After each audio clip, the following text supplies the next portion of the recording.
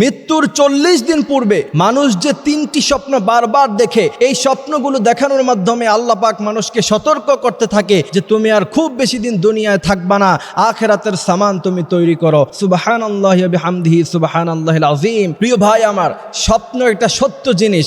রাসূল করিম সাল্লাল্লাহু আলাইহি ওয়াসাল্লাম বলেছেন, স্বপ্ন হচ্ছে নবুয়তের 46 ভাগের 1 ভাগ। সাইয়েদানা ইউসুফ আলাইহিস সালাতু ওয়াস সালাম সবচেয়ে বড় স্বপ্নের ব্যাখ্যাকার ছিলেন এবং সর্বশেষ স্বপ্নের সবচেয়ে বড় ব্যাখ্যাকার ছিলেন ইবনে শিরিন রাহমাতুল্লাহি আলাইহি। এবং আলী রাদিয়াল্লাহু তাআলা আনহু কথাগুলি বলে গিয়েছেন, কোন ব্যক্তি যদি এই 3টি স্বপ্ন বারবার দেখে তাহলে সে যেন বুঝে যে সে তার দুনিয়াতে আর খুব বেশি দিন বেঁচে থাকার সময় নেই, সে যেন আখিরাতের সামান গোছাতে থাকে। প্রিয় ভাইরা আমার, সাইয়েদানা আলী রাদিয়াল্লাহু তাআলা আনহু বলেন, সর্বপ্রথম হচ্ছে সেই স্বপ্ন যে কোনো ব্যক্তি যদি দেখে যে তার কোনো পূর্বপুরুষ দুনিয়া থেকে চলে গিয়েছে এবং সে তার কাছে যাওয়ার জন্য বারবার তাকে আহ্বান করছে, এবং এই স্বপ্ন যদি সে বারংবার দেখে তাহলে সাইয়েদানা আলী রাদিয়াল্লাহু তাআলা আনহু বলছেন ওই ব্যক্তি বুঝতে হবে যে ওই ব্যক্তি আর খুব বেশি দিন দুনিয়ায় থাকবে না।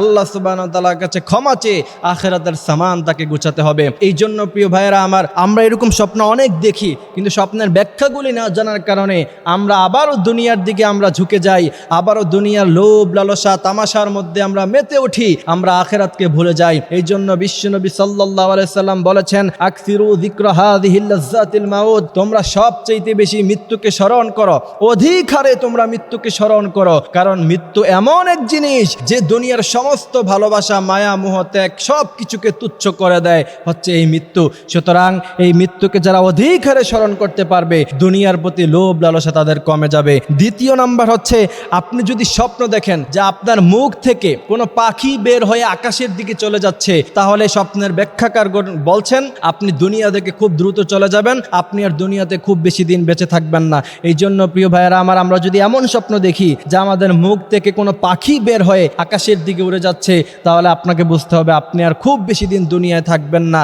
আপনাকে অবশ্যই আল্লাহ সুবহানাহু ওয়া তাআলার কাছে তাওবা করতে হবে আর দুনিয়ার সমস্ত খারাপ জিনিসের জন্য আল্লাহর কাছে ক্ষমা চাইতে হবে। এবং কোরআন আল কারীমে একটি আয়াতে আল্লাহ বলছেন, ওয়া কুল্লা ইনসানিন আলজামনাহু তায়র, আল্লাহ পাক প্রতিটি মানুষের গণ্ডদেশের মধ্যে একটা পাখি সেট করে দিয়েছেন। সেইখান থেকে বোঝা যায় যদি কোনো ব্যক্তি স্বপ্ন দেখে পাখিটা উড়ে চলে যাচ্ছে, তাহলে বুঝতে হবে যে ওই ব্যক্তি আর বেশি দিন দুনিয়ায় থাকবে না। তৃতীয় নম্বরে স্বপ্নের ব্যাখ্যাকারগণ বলেছেন, এক দেশ থেকে অন্য দেশে যাওয়া, এই স্বপ্ন যদি বারবার দেখেন যে আপনি স্থানান্তর হচ্ছেন, আপনি আপনার গ্রাম থেকে অন্য গ্রামে, আপনি আপনার দেশ থেকে অন্য কোনো দেশে বারবার এই স্বপ্ন দেখছেন যে আপনি কোথাও চলে যাচ্ছেন, তাহলে স্বপ্নের ব্যাখ্যাকারগণ বলেছেন যে আল্লাহ পাক তাকে সতর্ক করতে চাইছে ওই ব্যক্তি যাতে করে নিজের আমল আখলাক, নিজের তাসবিহ তাহলিল এগুলি খুব ভালো করে করে, কারণ তার পৃথিবীতে থাকার আর খুব বেশি দিন টাইম নাই। তবে এই সমস্ত স্বপ্নগুলো যদি দেখেন, এই সমস্ত স্বপ্নের খারাপ দিক থেকে বাঁচার একটা মাত্র রাস্তা আছে, সেটা হচ্ছে আপনাকে সাদাকা করতে হবে। আপনি যদি সাদাকা করেন তাহলে স্বপ্নের যে খারাপ দিকগুলি আছে আল্লাহ সুবহানাহু ওয়া তাআলা সেই খারাপ দিকগুলি থেকে মুক্তি দিয়ে সেগুলিকে আল্লাহ পাক ভালোতে রূপান্তরিত করে দিবে।